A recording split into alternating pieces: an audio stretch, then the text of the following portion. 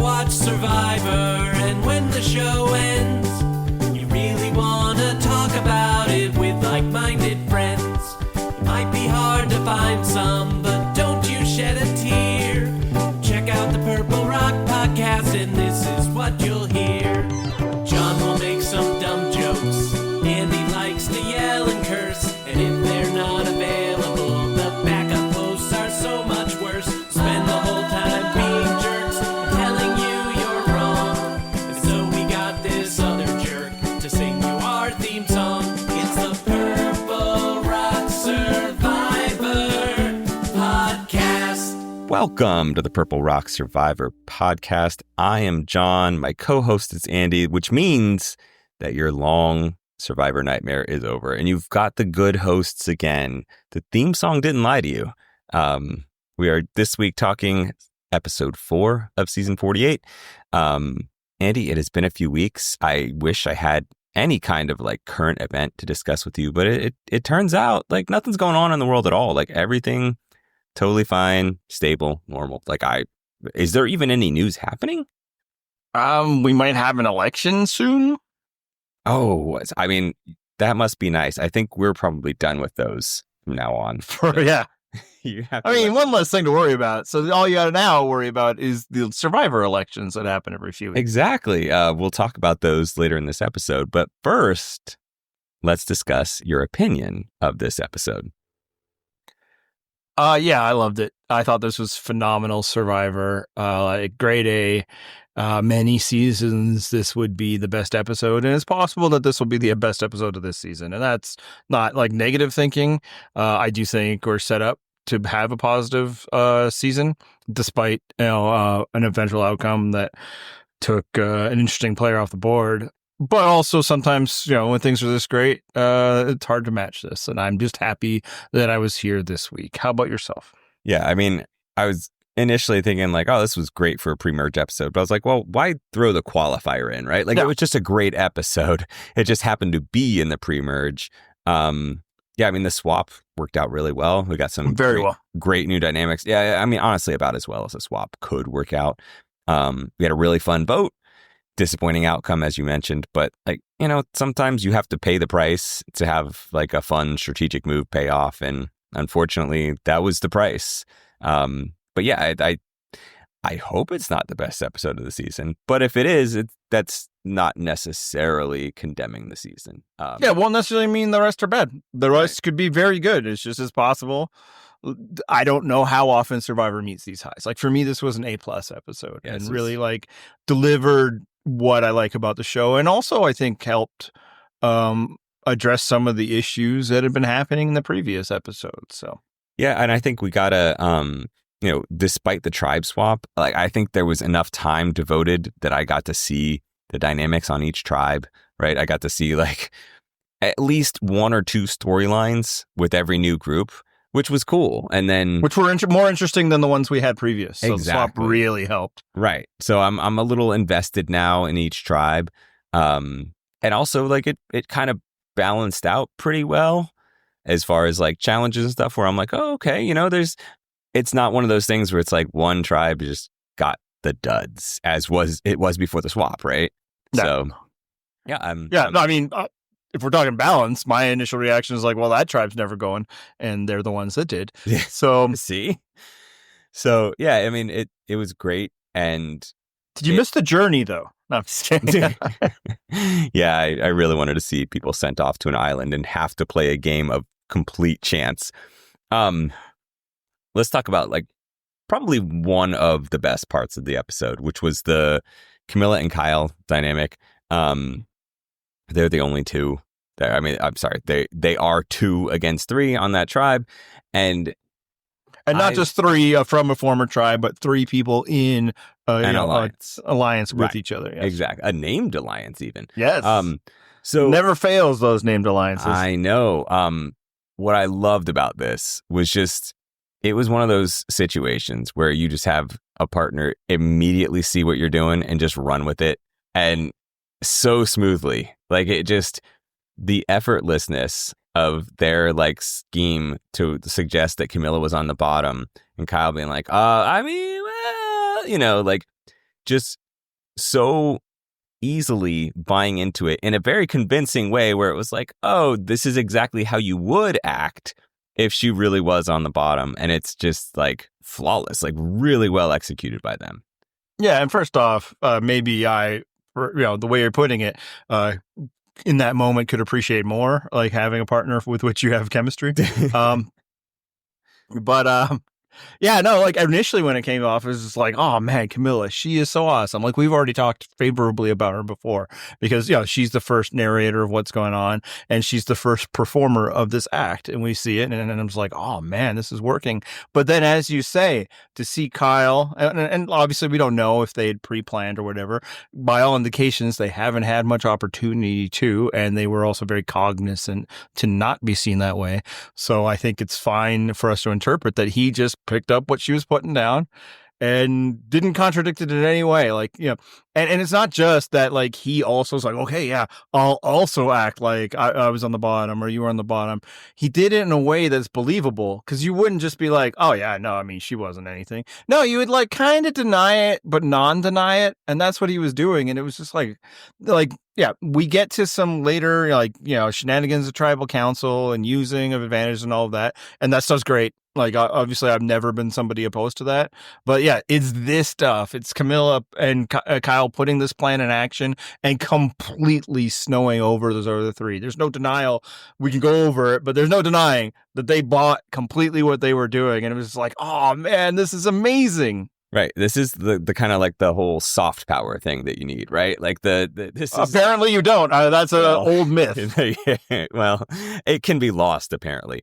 But it was, the plan doesn't work without this, I don't think, because there is a counter, which we'll go over shortly. But like the California Girls Alliance could have countered this, but because they so effortlessly gave this impression that they were ready to abandon each other, they didn't, right? Like the three guys were like, nah, I'm pretty confident we can take our pick of which of these two we want to take out. And that without this, then their advantage move then becomes risky. With this, it's a lock. It absolutely was not going to fail. Yeah, and as we'll get into, they made sure it wouldn't fail by, proper redundancies. We'll get into that, but more about this. So much of it, though, is on Kamilla because she played the role to perfection. Now, she has the advantage, and to her credit, probably the self-awareness that it's believable coming from her, right? Yep. Somebody like that says that sort of thing, like, yeah, no, I could see it because just, gender dynamics and, that sort of thing, right? So when she's all like, yeah, nobody ever had anything for me, it's both believable that it's like, okay, yeah, I can believe she'd be on the bottom. If they were just like guessing which of these people are on the bottom, that might be one that you'd be like, well, let's see about Kamilla. But also the way she talks about it and that, it seems like she's relieved to finally be heard in the way that we've seen so many other, people who were on the bottom before, and she's playing it so well. And this is a continuation of earlier in the season when she's like, I'm just gonna, quietly throw Charity under the bus here, and it works so perfectly because people just aren't seeing her as this, manipulative, deceptive person, but she so much is, and I love it so much, and like I want, she's now my favorite player of all time because she's Canadian, right? That's how it works. She did explicitly mention Canadianness on this episode. It is canon now. So Caleb, move over. Now we got Kamilla. Hopefully better results. And so I'm ready to see her win and, deliciously pay no taxes. Although, I mean, those are pretty much optional now anyway. And then go on the traders later. Although now that I'm saying it out loud, it would probably be the Canadian version. And I don't know if I need to see that. Oh, no. Is there? Is that a thing that's actually planned? There is a Canadian version. Oh, no. Is there? Yeah. That's too bad. I think it's just that cheap a show to be able to do, right? Even the American version, they pay them nothing. The pot was like $250,000 divided by 4. Wow. Or something like that. Really low. Right. They had enough to maybe make a down payment in a house in Arkansas or something. But right. And none of those people would be doing that. But getting off track. But it's just the way she's so able to convincingly just deceive people would also just be so perfect for that show. Presumably, I've never watched the Canadian version. Right. So as I said, she clearly stuck the landing with the acting portion, right? The part that is, it is in a sense strategic, but it's the much more social portion of this strategy. Yeah, if any of those three guys like come on and exit interviews and be like, oh no, we still had our doubts. Bull fucking shit. You were looking through Kyle's bag while she was sitting right there. Yeah, exactly. We had every indication she had absolutely snowed them. And yeah, so then because of that, she now gets to move on to the hard power of advantages, right? Actually, before we move on to that, there's one other thing. I loved what she did with throwing Thomas under the bus. I did too. Because it was so casual. Yeah. I mean, so calculated. It seemed like a thing where she was just like, is that what he said? Because, we got a different story. That's interesting. And it just didn't lean into it any harder than that. Just like, oh, really? Didn't press on well, it. maybe, my guy was lying to me. Right. Mitch. Yeah, that's what I thought it was. Yes, it was Mitch. But yeah, again, expertly played. Like, you don't push too hard on something like that, because then it seems like you are a person who might be lying to them and trying to sow dissent. But it was like, just, I'm going to plant this little seed of doubt, and then I'm going to step back. Like, I don't need to water this thing. I'll just, see what happens. And the patience and control to be able to do this, because this is desperate times, right? In an era of Survivor that everything's desperate and everybody pushes too hard, too fast. That's why a lot of things fail. Oh man, I'll be so excited to see her win. Well, and then also contrast that with, Sai, who's Alliance method is like, you're on my team, okay? And it's like, what the fuck? The stark difference in styles here is amazing. Mm-hmm. And again, just to reiterate, Kyle was really, really good too. Yes. Not just picking up in the moment, but in his private conversations with Thomas and stuff later on.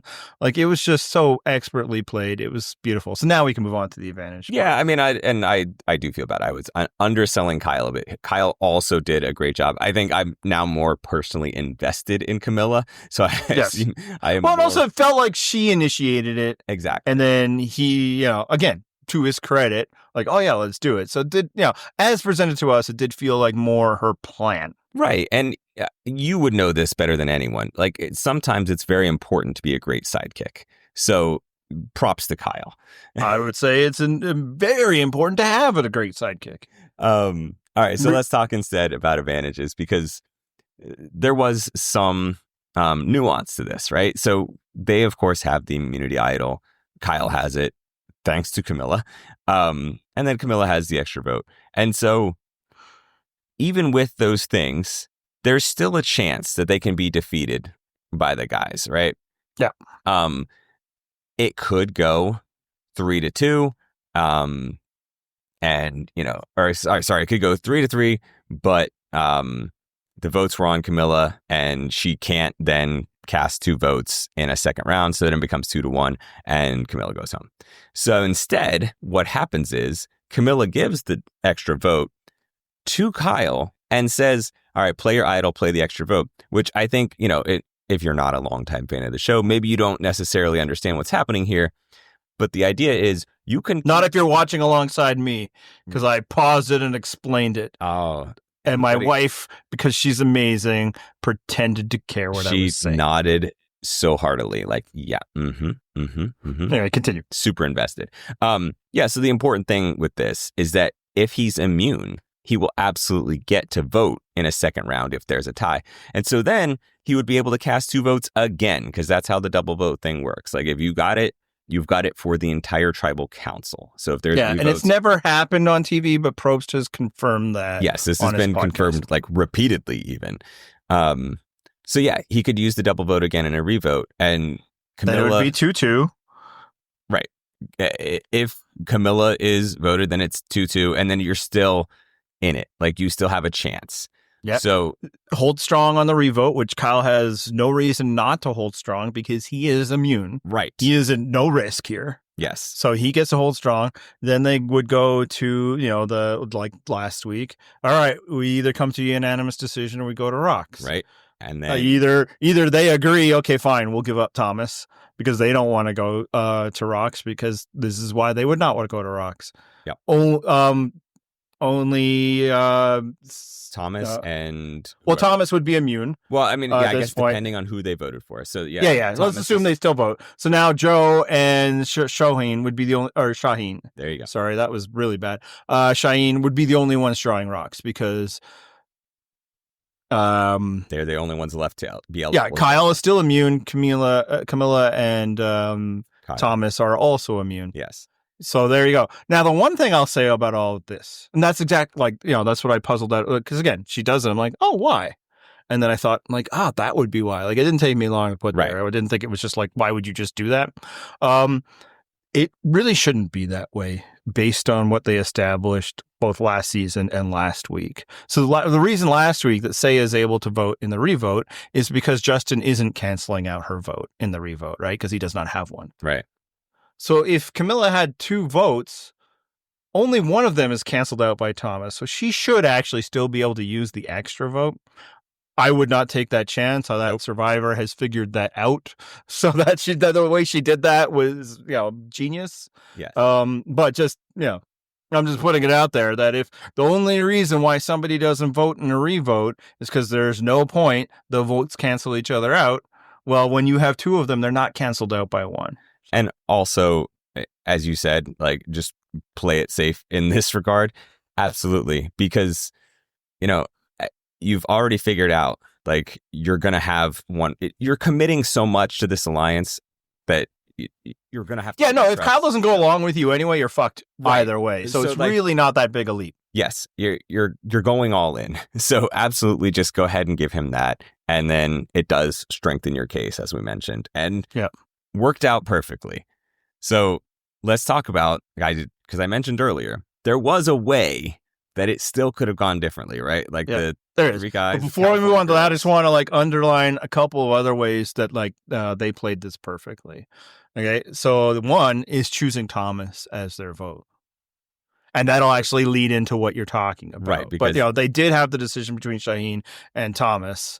And there's, arguments in favor of each, but it had to be Thomas because of, frankly, what you're going to talk about next. Right. And then there was another thing, but honestly, that's the more important thing. So let's move on to the next one. Well, so first of all, no one happens to know about the vote steal. They don't know, but they know that Thomas has something. Exactly. So Kamilla, because of the thing that we mentioned earlier, where she was talking to the guys about the Advantage Island, whatever the hell. So she's got to suspect, like, oh shit, this is the guy who might have something, right? And so makes sense then that Thomas is their target. And as already established earlier, she sowed that little seed of doubt. So if it did get to a tie, ultimately, as we already worked out, it wouldn't matter anyway. They would be incentivized to vote out Thomas. But even then, you've got a little extra on your side of like, oh shit, there is this seed of doubt that Thomas hasn't been upfront with us. So now, here's how it could have gone differently. But of course, it wouldn't have because, as I mentioned, Thomas wasn't upfront about that vote steal, right? If they know that he has the vote steal, now you could go as the 3 guys, split your vote 2-2. Yeah. And then all that's left on the other side, even with a double vote, is 2 votes. So the best they can do is 2-2-2. And at that point, it doesn't matter. The guys in the revote, you put them all on. They're calling their shot. Whichever one of them they decided they wanted out, that's the one that's going home. Yeah. But again, this plan couldn't happen because Thomas wasn't upfront about that. Yeah. So yeah. And he has no reason to come clean about it because they fully bought into what Kamilla and Kyle were selling them. Exactly. So there's no reason for him to suggest like, oh, well, maybe, if we need it, I do have this thing. So he's not going to blow up his own game. Although by not blowing up his own game, he blew up his own game. Fun little twist. So because of that, he's essentially doomed. So the sad outcome, of course, is that now we've lost Thomas. Yeah. Right. This was. And before we move on, I did actually think of the other thing. So even if the show establishes, as they should by their own rules, that no, actually Kamilla should be able to use 1 vote in a revote because that one's not canceled out. It still makes sense to give the advantage to Kyle because they know, like the other side should also know that Kamilla might have something. because she also went on a journey, right? Right. So if they're using something like the knowledge is power or something, they're more likely to try to steal something from Kamilla than Kyle. So that's just like it's one extra layer of like everything was played perfectly. And then the other thing I'll say about all of this, the counter move you mentioned, the fact that Kamilla and Kyle are able to execute this perfectly with like trust within each other does kind of show why it's the people who try to like do hard and fast rules of like what you should do in certain situations.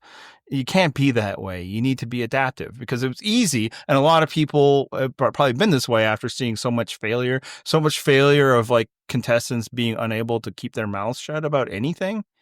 To be like, yes, if you get an advantage, don't tell anyone. That's what Thomas came into the game with thinking, right? And as you just laid out, it cost him the game. Whereas with Kamilla sharing that knowledge of her extra vote, with Kamilla helping with Kyle coming to Kamilla to get an idol, which he probably wouldn't have gotten otherwise, and them sharing that, they were able to succeed. Which means it's like, well, what do we do? Should we tell people or not? And the answer is it depends. Right. And that's the answer for most Survivor things. So all the people who sometimes like to come at us with like, I got you, because you 2 seasons ago said this. It's like, well, that was that situation. Right. And this is this situation. Yeah. Yeah, I mean, like part of the deal with being on Survivor is that you need to be flexible because they intentionally fuck with the game all the time, right? So you have to remain flexible and keep your options open because you don't necessarily know what's coming up.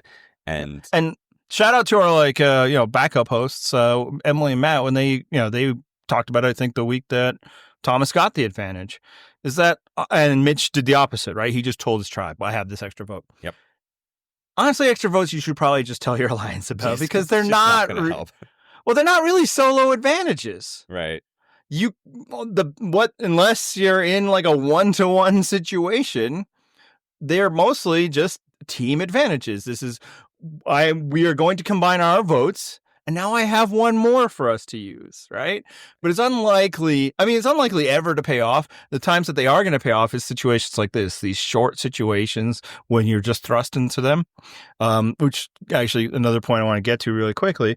But for the most part, in order to succeed in the voting thing of Survivor, you need alliance people. You need people to vote with you.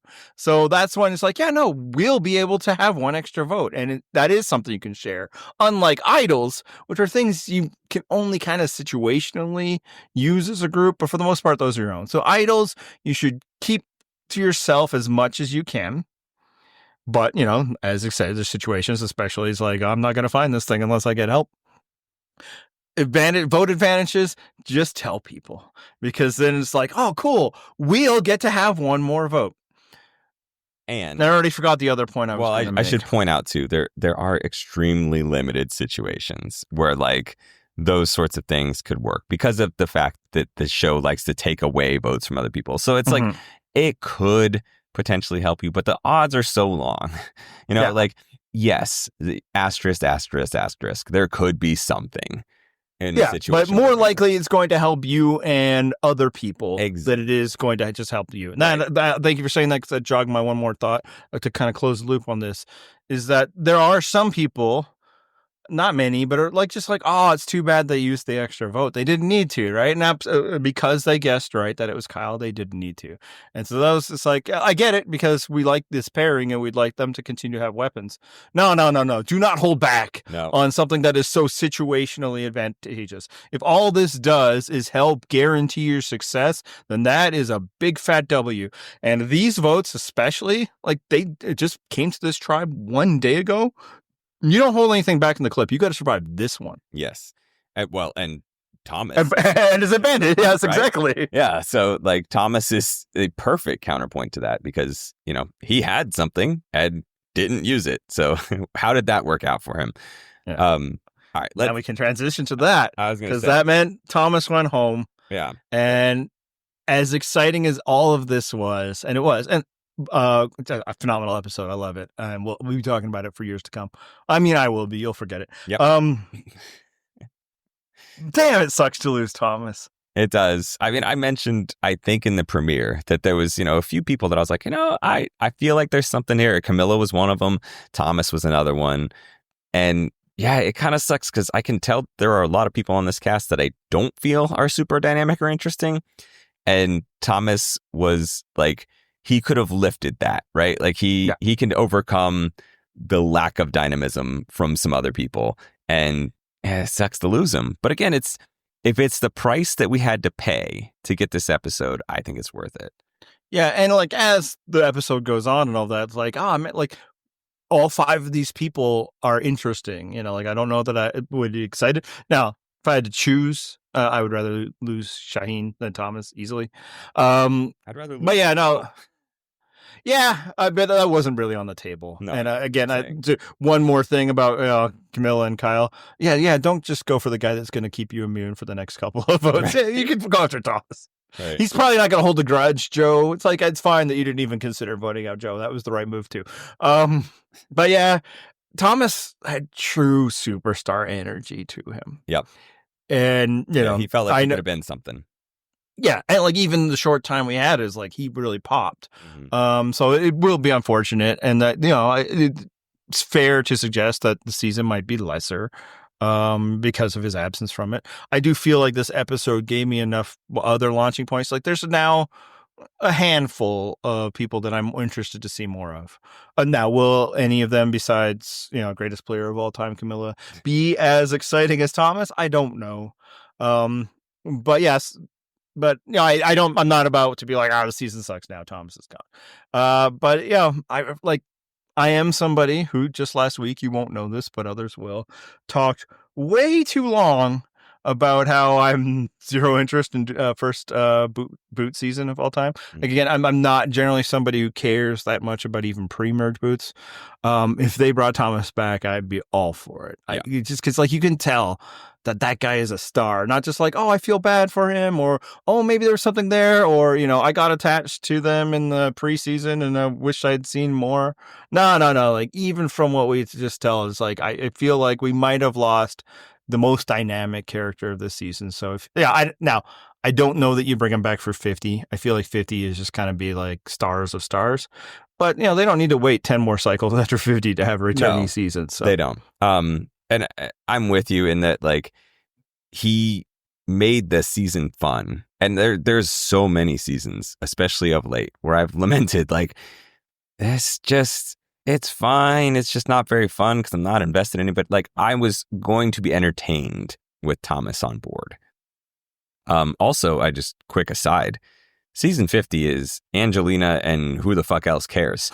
And so like that's all that matters to me. Like that's all we need to carry season 50. And then of course she has to linger long enough to make season 50 worth it. So yeah.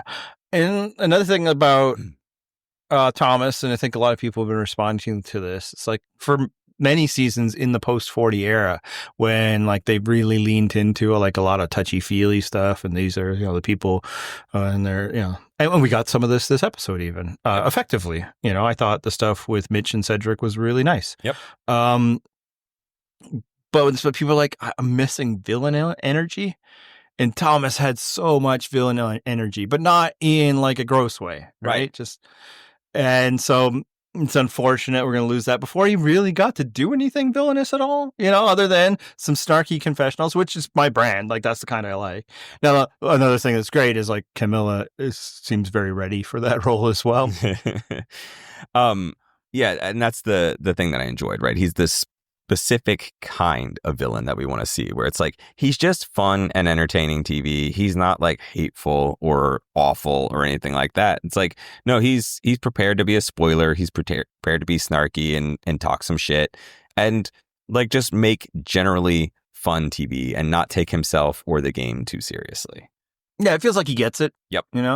Like what is in bounds for the show, what the show is. Even in this episode when, he's nearly caught for his lie, for one, I thought he slid out away from it pretty easily. Yeah. And then he cuts a confessional like, oh, Kamilla, you tried, but, and it's like, yes, oh man, like I would have liked to see them go toe to toe longer. Again, great episode resulted in the way it was. But like, if they hadn't gone to tribal council and we got a little bit more, those two, playing off one another, that could have been really cool too. So, yeah.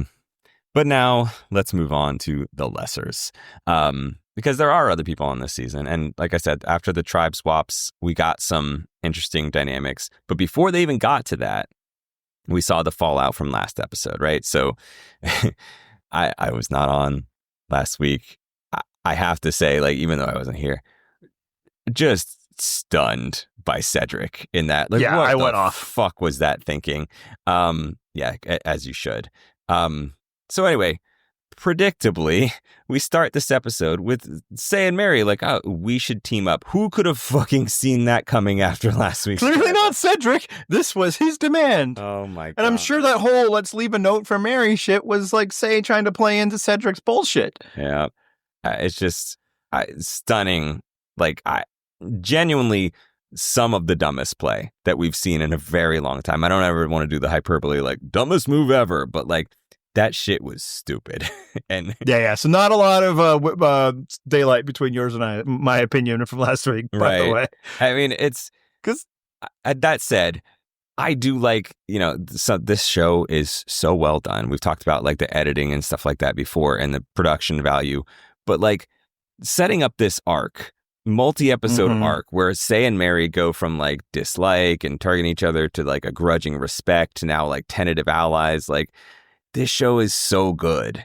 Yeah. When they are hitting on all cylinders, this show is amazing. And like, this is another example. Like, this was a really cool evolution to watch.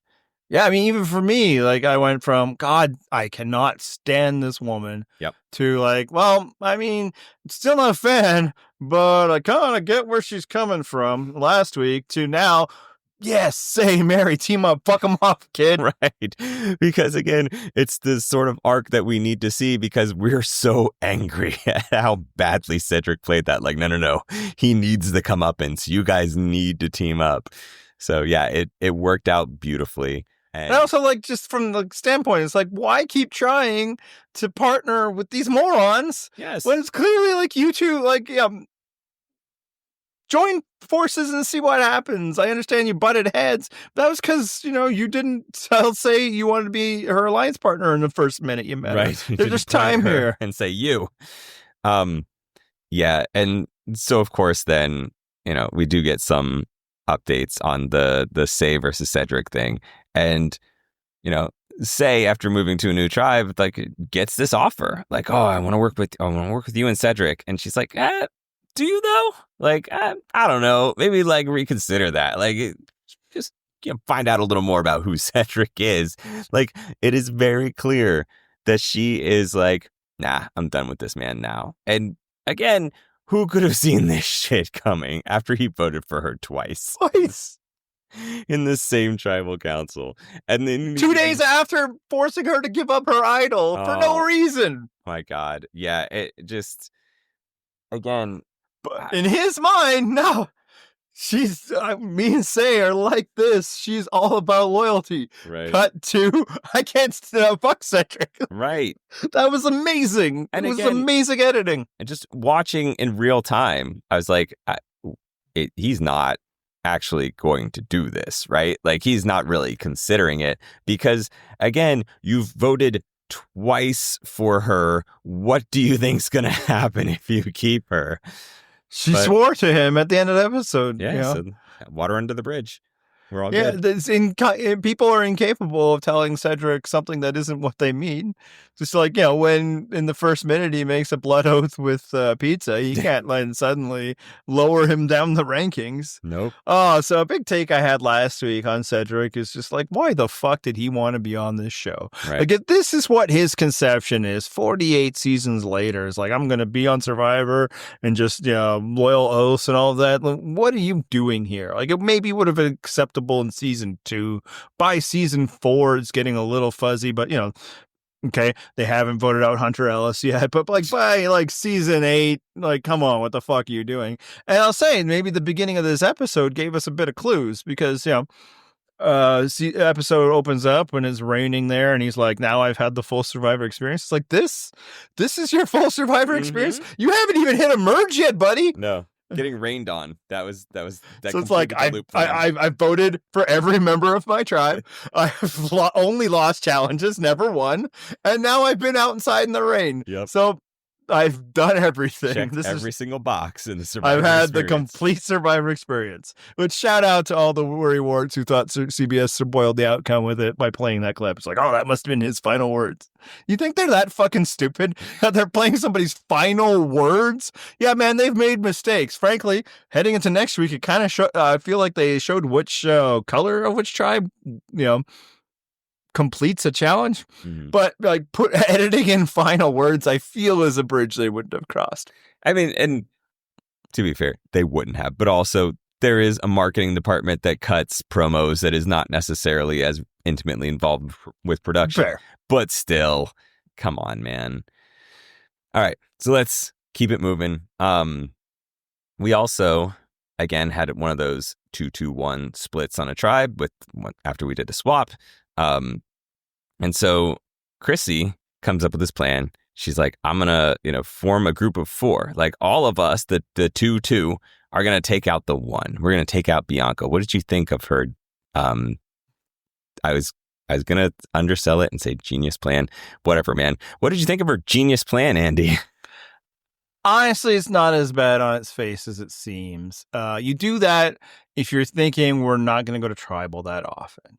And so it's not the worst to plan. Like at this point, and I think she probably made this plan beforehand. And also the other part is like, depending on how dedicated you are to that plan, maybe she's also trying to form like another 3-person alliance. And this is just the one we see. But yeah, because like, do we think the green tribe is going to go again? So it's like, it's not always like, okay, well, then once we get down to 4, now what are we going to do? Maybe it's like, well, then we're going to merge. So it's not the worst. And I think part of it is because she doesn't have a relationship with Mitch. So it's like, frankly, she's probably more trying to find that off ramp to have an alliance with Cedrek, and then by extension, Sai, which will go fantastically for her. Yeah. And just probably realizing it's like, well, if we do this, then that can be there. And I think the other part is she's probably thinking too much still of the alliance or the tribes they were in yesterday. Yeah. And it's like, well, this will damage purple. So I don't know. Like, I don't think it was very creative thinking. I don't know if it was terrible either. What do you think? And I mean, really, you're right in that, like, if they lose, the odds they lose the second time are maybe not that high. Because it's not like their tribe seems overly weak compared to some of the others. And also, I can see Chrissy being a target and people wanting to turn on her because, like, what is she bringing to the table? So, if she can get out ahead of it and offer up somebody else's name first and hope that then people will be like, oh, okay, well then, yeah, this will be easy. I get it. But it is especially funny to me that Bianca is the swing vote and is unable to vote. Not that they know this. That's the thing. Like, unbeknownst to Chrissy, this is actually a perfect plan. Right. This actually works out a little better than it should because of. Whereas a plan of like me and Mitch are going to pull in Bianca, not such a good plan. I see, but this is why now I'm kind of hoping that that's exactly what goes down. Is a 2 versus 2, and Bianca's in the middle, and they're like, okay, so and she's not going to tell either of them. It's like, oh, cool. Everybody's told me they're not voting for me. Right. And then it gets to 2-2, and everybody's like, what the hell? Like, come on, man. What? You didn't go with it. Wait a minute. You didn't go at all. And it's like, you can't vote for me in the revote either. Suck ass. It's amazing. That's what I'm saying. Like, I hope that is a thing that goes down because it would be fun to watch play out. It would be. I don't think that's what's going to go down. I think Sai is going to sell out Cedrek, and God bless her if she does. I mean, I'm sure she's going to try really hard to do so. Yeah, I mean, maybe she won't be successful because that's the other thing. Like, while now my sympathies are with her, like, she's still her. Right. She's still the woman that we saw in the first episode where I was like, these people need to vote her out now. I get wanting to vote out, Stephanie. I totally get it. But you should vote out Sai. She is a loose cannon that's going to sink all of your games. And what has happened since then, right? The only person's game she hasn't sunk is the person who wasn't aligned with her at all. Well, because then when she gets to this new tribe, she just starts talking shit right away. And it's like, I guess, her name is say, and it's not listen, and thus nominative determinism kind of was what we're at. But it's like, it was a good reminder. It's like, oh yeah, she's still the worst though. I mean, I do want to point out, it's not entirely her fault that, like, she had an idol that genuinely was used incorrectly because her allies screwed her in telling her to play it. So, it's not just her ruining everybody else's game. Like, they ruined her game too. Like, that whole tribe was a disaster. Right. But again, if Kevin and Justin had voted her out instead of Stephanie, Kevin and Justin wouldn't have been voted out by her in the two subsequent things. And then, Cedrek. I mean, obviously, Cedrek was always going to ruin his own game. He's right. He is Cedrek. Horribly miscast for the entire concept of the show. But. Also, like, quick aside, like, Chrissy has... I almost forgot Chrissy was on this season. She's been like basically non-existent. I'm other okay with firefighter. That. Yeah, yes. I'm totally okay with, like, we can go back to that now, actually. Like, I'm fine with that. Yeah, we got 2 spotlights of people who had been pretty silent, and I'm like, I mean, plot relevant, so fair, but it's okay if they don't last too long. They can retreat back to the shadows. They can do the Homer Simpson back into the bush thing. I'm fine with that. Sorry. Let's move around some more. Let's talk about the other one, because the other one is we got not a lot more comparatively of Charity this episode. Yep. And her feud with David. Yeah. And I talked earlier about the editing. I love like, he's a big dumb muscle guy and he needs me to be his brains, juxtaposed with the very next scene of Dave being like, yeah, we should get Charity out. Like, again, these editors and producers are very good at what they do. Like, that was so well done. Yeah, man, we were trying to get rid of her the last time. Yeah, it's like, and she's just so confident and like, condescending to them, like the person she was talking to, but also to us, right? Yep. Oh yeah. We don't have that much relationship, and he needs me so much. And I'm like, I even like. As she's saying that, as hanging, I'm like, are we sure about that? And then, bam, they cut into him completely underselling her. And that was, again, the swap did exactly what you want to do, the swap. The previous dynamics really weren't that interesting at all. Part of it is because, they formed just a horrible tribe in Vula, and that's completely on production. Talked about it last week. It's like, just how? Like, just look at the sizes of people. And switch them up. Well, like, what did you think was going to happen? Yeah, and I think Jeff has said, like, they actually sit around before the season and they try to figure out, like, what would make these tribes roughly even. Like, I mean, okay, bro, I don't know that was the ideal way to do that. Like, there was no one at the table that was like, I don't know, man. This one feels like the weak link.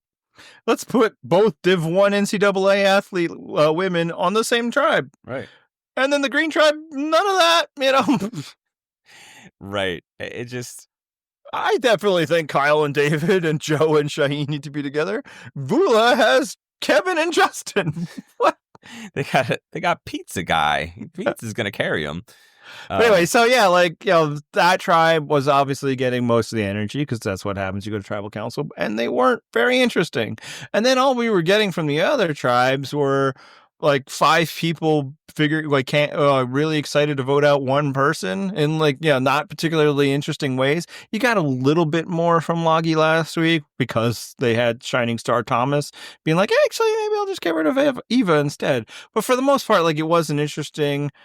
But now, even Charity, who I'm still not interested in, but you had the Charity David dynamic. It's like, that's interesting. The Cedrek Say dynamic with Vula and, the different plans going on there. That's interesting. Like, this is why, swaps can be great. They can also be disastrous, but not this season. I mean, also interesting is David's whole dynamic with his ex-girlfriend. It's unclear. Wow, it's a lot to unpack. You want to take a shot at it? No, I really think a professional should maybe talk to him, Yeah, I feel like a lot of people in comments want to talk about it, and people on our Slack want to talk about it, and I don't know that I'm comfortable talking about it. Well, that's the thing. It's like, you can't just rule out unreliable narrator here, right? Like, I think everyone is like, wow, she sounds terrible. Like, I mean, I need to hear her side. And another thing, she needs to be put at, and again, and it's some part of it is just interesting is that all the conflicting statements he's giving, right? Right. But it's like, she wants him to have money to commit. It's like, well, I mean, they're almost 40. At some point, you actually kind of need to bring some funds to the table at some stage of life. So, like, I don't know if she's a monster. I'm not. We don't know that she needs him to be rich. Yes. She just probably needs him to, pay rent or something like that. And again, like he's come out and said recently in social media that's been shared through to the point that it filters to me that like he's aware that his, career choice is not, stable enough, and he's trying to find another one. So that also buys into the whole, like, if I win Survivor, I can start a family, like get my girlfriend back and stuff. Is that like at first it feels weird. Is that like, this isn't like retire money that you get from this show, but it sounds like the career path he's trying to get into kind of has like a fee-based barrier of entry. Oh, so you're gonna go like Self or Amway? No, Kyle, that's that if you want. No, he's trying to get a pilot's license, and I guess all that shit's expensive. So, so winnings could then lead to then a career, and then maybe the family and all that. So, I'm reserving judgment, but I understand why people are interested because I think literally in one cut, it's I treat my girlfriend like a princess, and it's like, and then she broke up with me, right? Like, I don't know, man. I don't want to make any judgments here. Also, like, quick aside, I watched this show called Alone, right? And they have to survive out in these harsh wilderness conditions with like 10 items for as long as they can. Whoever survives the longest wins the prize, which is $500,000. And all of them are like, this will change everything for me. But you see all their backstories, and they all live on like these, compounds in the middle of nowhere in like houses they built themselves, and you're like, no, actually, that'll probably sustain you for the rest of your life. Fair. Yeah, that could do it. So maybe that's the path that David's thinking of taking. I don't know. I guess not, since you're telling me that he wants to be a pilot. So but yeah, I think then like he can get his licensing and all of that, and maybe probably not buy a plane, but buy into something. Maybe they're like taxis. I don't know. But yeah, I imagine like it sounds like from the 5 minutes of time I've invested in learning this, that like if you're not coming from the military path, it can be expensive just to like take the tests and all of that sort of thing. I feel like it would have been more enjoyable to me if he's like, I just need this $1 million because I want to open my own CrossFit. And I'd be like, yes, amazing. We need another ninja gym, David. That's right. Need. Open my mega church that has a ninja gym connected to it. That was such a great tweet because it's so true. It's the better the reply is like, no. There's the one Catholic guy for the Pope. So it's 99.999. Shout out Sean Bryant. I really want to know what he does in the church, because it's like they say he's a church worker. It's like, well, you're not a priest, or like, are you the accountant? I don't understand. We are giving people no context for what we're talking about. It's the best. If you know, and you're laughing. All right, so let's instead talk about Eva versus Star, which again, Eva and Star had previously had, I guess you would call it some kind of beef. I mean, I don't know. Like, I think more just they each view each other as not aligned, and they're targeting each other. I don't know, quite beef, but something. Yeah, they don't care for each other, but I don't feel like it's any sort of thing where like, oh man, I really hate that. No, it's just like, this one's not for me. Yeah, and we see Eva just brilliantly try to align with every other member of her church. Oh no, Star shares her, advantage or idol clue with everybody that's not Eva. Yep, fantastic. The idol she does not yet have. Continue. That's still true. And then we had Eva last week and be like, well, I'm going to, brush up on my skills of detecting when somebody lies to me by talking to someone who I know will lie to me. And like, I don't know if that's the way it worked. Maybe it's like you'll learn how they say. But after she felt so proud of herself, it's like, haha, I caught her in a lie. It's like, well, that's just because you know the truth. Right. You didn't actually catch her in anything. Nope. You didn't crack that one yourself. So they are still together and still not interested in working together. Right. And we should point out, because you mentioned that Star has the idol, but not yet fully completed idol. Right. But she is back on the same beach. So theoretically, she can still crack that code. The difficulty is she does not have anybody with her with whom she had previously shared her idol clue. So she'll either have to find somebody brand new to do it with or figure it out herself, which she has yet to be able to do. Yeah, I'm guessing if she hasn't yet figured it out herself, she might not. She's because this isn't something you can stumble on. Right. Like, it's a code. You got to figure it out. And look, to be fair to Star, I kind of feel like hers is the hardest one. Yes. Of the three, that was the most difficult. I mean, some of that could just be results in that I haven't seen it solved. But the other ones is like, color and color, so. Yep. And I suppose the rope one could have been hard. They just kind of randomly unwrapped them before they even knew it was a thing. But yeah, so they're together. And like, once again, I'm not sure I love Eva's approach in all of this. She's just like, how about we get rid of her? And they're all like, nice to meet you, Eva. Right. But again, you have to grade on a curve here because she has mentioned she's on the spectrum. She doesn't necessarily always ace the social interactions. But I also feel like, this Eva versus Star thing just feels like one of those rivalries in sports where they try to convince you it's a rivalry to hype it up, but like no one's interested. There's not anything really there. It's just like, okay, if one of you goes home, it's not going to affect me in any way. Like, I'm not invested in either of them.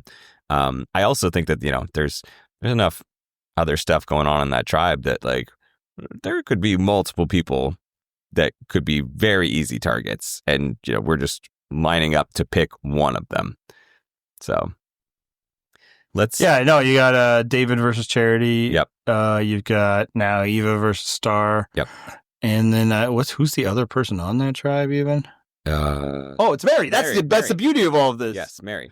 Is that our girl Mary is in no danger. It's amazing. Because she is one of my favorite people on the show. That she was the one that came out of Bula like, oh man, she's got a great energy. I like her. Actually gonna get to later the fact that like, I'd said earlier, like I was invested in Kamilla and Thomas and like maybe to a degree Shaheen earlier on. But like now there's some legit Mary heat going on here. Like, she's got a little something. Like she could get there. So I'm encouraged by Mary stepping up. So it looks like she's actually in a good spot. Yeah. Feels like that tribe could go to tribal council like 2 or 3 more times and she'd still just be sitting there like, hey, It's not me. And then as other people pointed out, at some point, maybe she can offer Probst, we'll give up our shot in the darks for Rice. What a deal. That'd be amazing. It's worked before. So let's talk about the fan voting thing because we once again had a fan vote thing. You thought maybe it was a one-off. But no, apparently this is a whole running thing. We're going to get to vote on so many things about season 50. Some you will care about, some you will not. So Speaking of this week's crop, there are 3 this time as well. The first one, I found just like, I'll read it as it's worded. Should advantages be minimal, strategic, or dynamic? Now, they do give you like a little bit of context for what they mean. Not a lot, though. They don't say like, we'll have this specific. I don't know. Minimal essentially is like they say, oh, you want players to live and die on their social game with as few advantages as possible. Strategic is like, I want people to be able to make big moves. And then dynamic is like, I want something where someone that's on the bottom is never ruled out or something like that. Like these are just, they're so subjective. I mean, I don't know. What do you pick on that? I wouldn't pick minimal because I feel like there's this contingent online. It's like, oh, there's too many advantages, so I'm going to pick minimal. Don't do that shit. First of all, I hope Probst and crew would be like, okay, you pick minimal. We're just going to do like, as we've done in some of the like more restrained seasons in the 40s, right? It's not going to be like, well, we're only going to have like 3 idols and then we're done. Like you're still going to have some shit that they want to introduce. So yeah, I guess I would pick strategic on this. How are you feeling? Yeah, I voted for the middle. I mean, clearly the way I always vote is, what I want is the exact right level. Anything less is cowardly, and anything more is insane, right? Well, that's what it's I'm just saying. like when you go through COVID, right? The protections that me and mine went through were sensible and the right thing to do. Yep. Anybody doing more was crazy, and anybody doing less was like reckless. Wildly dangerous. Yeah. Yeah. Yeah, but it's just, again, it's so subjective. Like, I don't know. I picked the right one because any of these could be the right one. The other one, much more objective. Tribe swap or no tribe swap. But again, though, the subjectivity here is that, like, yeah, I want a tribe swap if, like, there's someone that I want to, protect that's in a bad situation. Like, this is very subjective for me. Yeah, to be fair, they do need to decide beforehand. Right. Yeah. It's like, here's what I don't see the vote of, like, if Angelina needs a swap, Yeah. make it happen, whereas if she's in a great position, don't. Right. I mean, if that's the vote, then I know how to vote. In this case, I don't fucking know. I mean, if a swap works out in the way that it did in this episode, great. But we've had plenty of swaps where it's like, oh man, you just got like all of one tribe plus one from another, and it's a like absolute gimme vote. And I'm like, I don't want to see that shit. And there's also no context. Are we doing like, we're going to go from 3 tribes to 2? Are we starting with 2 tribes and we're going to 2 tribe swap? Is it just assumed that it's going to be 3 tribes to start with? I don't know. I'm actually not assuming. I think it's more likely that there would be 2, just for math-based reasons. Oh, I think the most likely thing it'll be, yeah. Okay. Generally, if you're doing a big-ass season, you want to be able to cast more people, not less. Right. So that's my assumption. And one note, it should notice that they actually don't use the word swap. They use the word switch. And some people are like, just call it a swap. And I understand that frustration with them not calling things merges that are merges. Yep. But they also do other like switch things that aren't quite swaps. Like when we have a not a merge and then all of a sudden they split people into 2. That's not a swap. So fair. For this specific instance, because I'm with you, it's like, yeah, man, I mean, sometimes they're good and sometimes they're not. I don't know. However, I feel like in returnee seasons, swaps usually just fucking suck. Yes. It's usually just an opportunity to take out a big dog. And I don't like that. Yeah. I like big dogs. That's right. Like think of like, some returnee seasons in the past, obviously 40, like the swap era, the 3 votes suck. It was like, made me like, oh man, this season that was so promising now is going to be awful. Right. They recovered because they had so much talent on the board, but for the most part, no. You got the season started going downhill once we swapped in Game Changers to the point where, just one of the worst moments in the history of the show. Right. Heroes versus Villains had no swap, right? Because then it couldn't be like, hey, Colby, you're now on the Villains tribe, right? Like they would sooner, kill themselves before that would happen. All Stars, they had one of the weirdest and least effective swaps of all time. Yes. It's like we swap one person for all of one vote. And somehow that person ended up winning the entire season. So for this one, I felt no. I feel like if it was just, do you want it in a season or future seasons? And I'd be like, yeah, sometimes you need it. Like we had gone without swaps for a long time, and that was bad. Like I think in general, they needed to change it up enough that the players don't know if there's going to be a swap. Exactly. And that's the way I would determine it. It's like, well, I don't want swaps to be gone, but I also don't want them every single season. I want there to be some element of players being like, I can't guarantee that I'm stuck with this tribe. So it's like when they were swapping all the time, suddenly like the entire concept of a tribe was meaningless. Players had figured out that meta.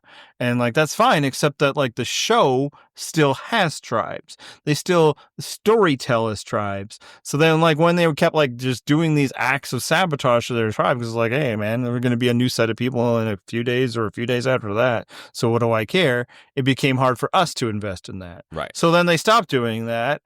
But then what ended up happening is, people started forming like, this is just us. And we don't have to ride like to the end. Yep. Yeah, which was the entire reason that like swaps were important after 2 seasons of just like, this is my alliance. If you're outside it, fuck you. And then we're just trying to make sure that we get to the merge with more than the other. That wasn't good. So that like swaps broke that, but then other things broke. So they need to switch it up enough. But for this specific returnee season, I'm saying confidently, no to swaps. You made a very strong argument for it. The final one is picking the Final Four challenge. I'm gonna try to describe this as best I can because Yes, and the radio format we've chosen. Right. So the first one I'm calling Plinko plus puzzle because you drop the little Plinko piece and you try to assemble a puzzle while it falls, which was like the end of 46. Right. And so then the other one I'm gonna call obstacle course plus puzzle. You just run through an obstacle course, do a little puzzle at the end.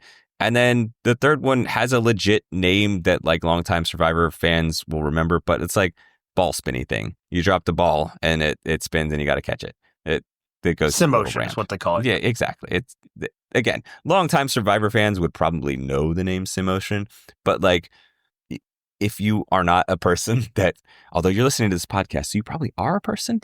I mean, I don't know the name of the other two. So that's what I'm saying. Is like that's why I was like, the Plinko one. I don't know.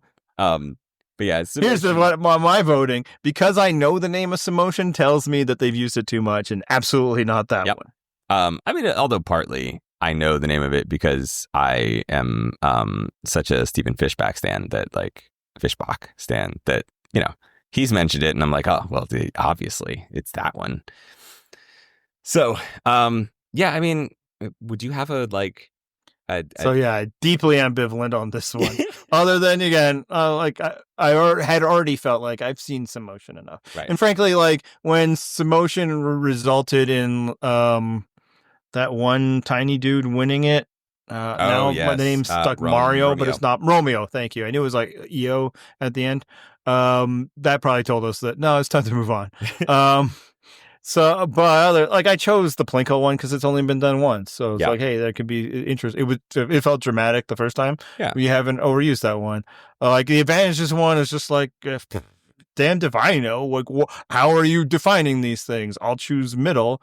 And then, the other, the swap one, because it was a returnee, I actually do care somewhat about. But for the most part, I cared more about the votes last time than this time. But, and it's always good. Like we like giving you our feedback on our opinions on these things. And obviously you can give us your opinion too. You can text us, whatever. Mostly we don't care.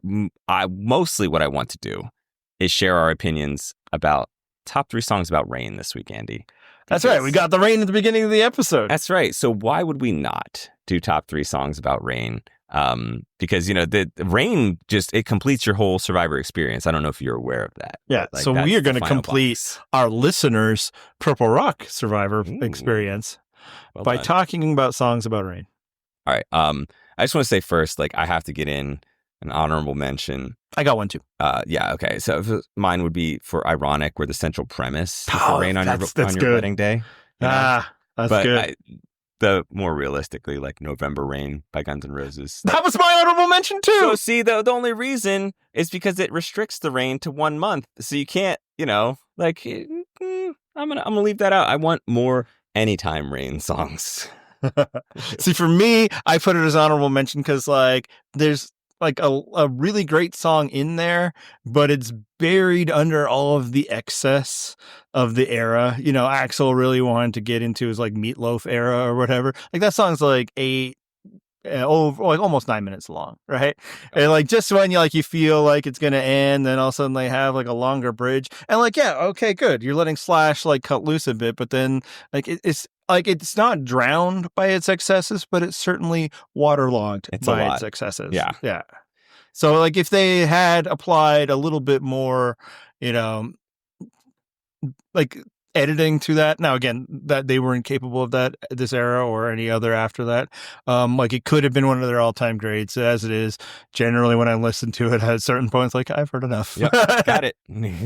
Point conveyed. Especially if you're not watching their like $2 billion video or something. I'm not bees. Back then it was millions, but it was like a really expensive video that played a lot.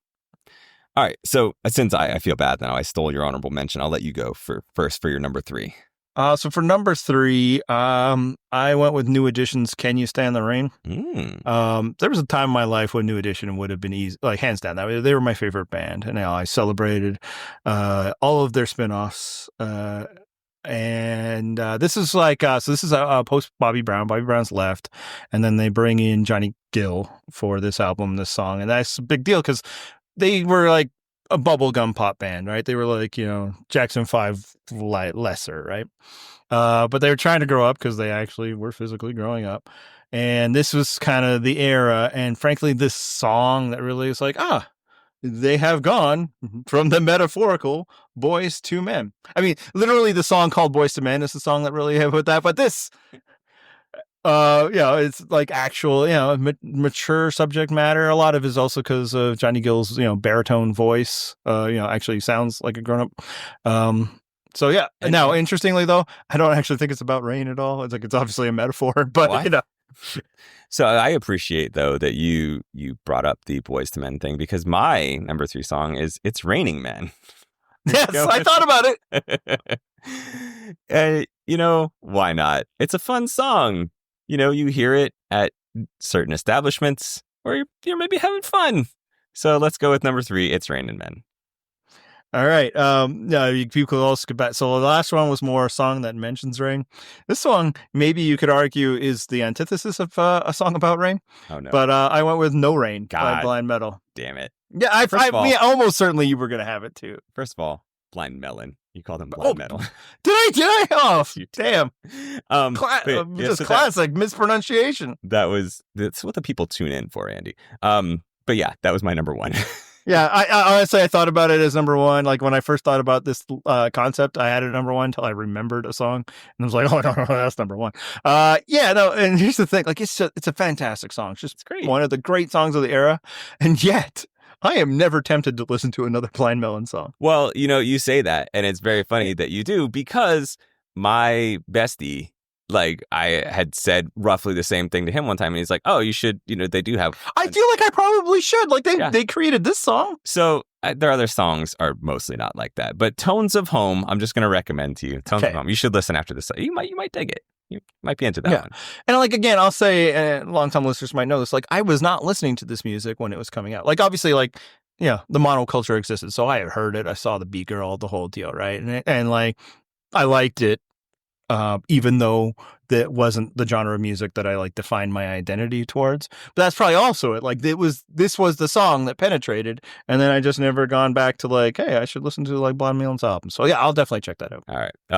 I mean, for me, I was like the half alternative grunge rock, half like hip hop. So it was like this was always going to land with me. Yeah. My mind was a wide range of half hip hop, half urban R&B. Yeah. So really just that would like, would give like Ronnie DeVoe and Mike Bivins a token, rap verse within the song, even though they weren't particularly talented at that. And one time Ronnie DeVoe said just the most disturbing part of a rap verse. Apparently it was written by Busta Rhymes. If you know, you know. Okay. So it's like, now I've since gone back. Obviously, I've given many lists of alternative 90s rock. Like, I'm a fan now. And it's just kind of occurred to me. It's like, why have I never really given other Blind Melon songs a try? Because I've listened to No Rain so many times. As you should. It's a great song. All right. Well, now I feel like I'm going to... You take your number 2. I don't feel like my number 2, that is now my number 1. I don't feel like it's going to be on your list. But it's The Rain by Missy Elliott. I considered it, but it's not. Okay. All right. Well, yeah, it's, again, because I mostly listen to grunge and then hip hop, I was like, well, I feel like I have to then have a hip hop song on here. And The Rain by Missy was the one that I chose. Yeah. So my number 1 is Purple Rain.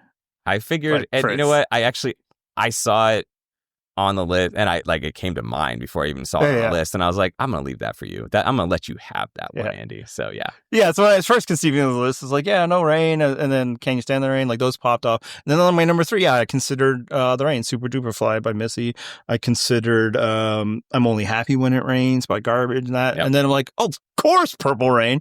And what's great is that it's only 14 seconds shorter than November Rain, the song that I kicked over to honorable mentions for being too long. But what do you want from me? Guns N' Roses ain't Prince. That's right. Different standards. It's, as we mentioned earlier, it's situational. Honestly, I didn't even know that Purple Rain was that long. Like, obviously I knew it. Yeah. But, and I saw it, it's like, it's really that long? And that speaks to it. It doesn't feel that long because it's a fucking amazing song. Yeah. All right. So hit us up with your top 3 songs about rain. You can do that in the comments. You can go to purplerockpodcast.com to leave those comments. You can, of course, text us. As I mentioned earlier, we cannot text you back don't expect us to text you back. I feel like I have to say that every time. Like, it's probably sunk in by now. I mean, I suppose if they left their number, but we won't. Yeah, I'm not saying that. Nope, not taking that risk. No, because then you would have ours. It's not happening. And John and I have 2 different numbers, just so That's true. It's clear. Yeah. Yeah, and I'll say the song doesn't like have to have rain in the title. There are songs It could be about rain. Yeah, exactly. Like, I considered Umbrella. I did too. And I was like, nah, I feel like I'm violating like what I want to be the spirit of this list. Yeah. So that's why I didn't pick Umbrella. All right. It was great. We're sure you're all happy that you got the dynamic duo together, and then John won't be here next week. That's right. I'm going to bail again next week, and then, we'll see what happens after that. Yeah. So the plan is I'll to spare you guys another 2 hours. It'll be Matt and myself next week, unless something comes up that prevents me from going. So putting that ahead, it could, hopefully not, because I'm hoping that I have another fantastic episode to talk about. Let's hope. All right. Let's hit that theme music. This is the copyright free